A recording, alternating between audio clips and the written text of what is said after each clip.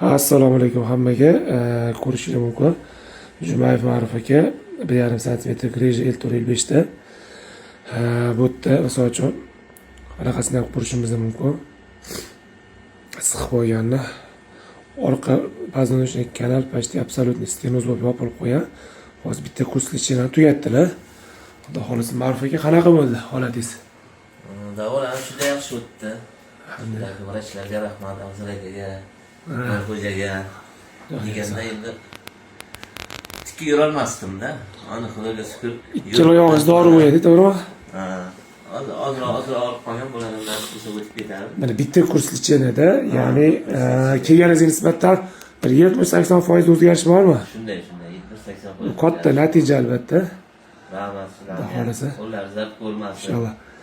Bakbar xo'ja nevrologimiz lechinalarni qilganlar. Nima lechinalarni qilgansiz, ularga bitta aytib bersangiz o'zingiz.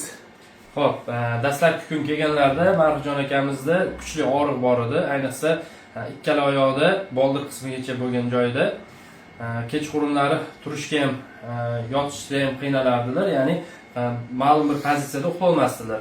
Kelganlardan keyin dastlab yuqori chastotadagi lazer, tok va elektromagnit, shuningdek zarb to'lqinli terapiyamizni amalga oshirdik.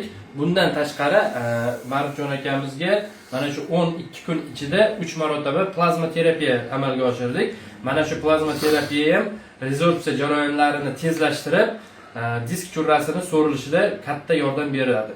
Xudo xolisi. Bitta yurib ko'ray aka. Holatingizni ko'ringlar. Sog'lom odamda bir ko'rgan odam sizni kasal deb o'ylamaydi. Alhamdulillah, zo'r. Xursandmisiz aka? Albatta. Yaxshi buyuringlar, kimda shunday bezovtachilik bo'lsa, albatta vrachlarni qo'llarida ko'rmasin. Sababiyatini qildik. Inshaalloh shifosi albatta Allohdan. Alloh. Duo qiltirasizlar. Kechki kursga 1,5 oyda kelaverasiz. Nas. Xudo xolisi. Bo'ldi. Ko'rishamiz. Salomat bo'linglar, omon bo'linglar.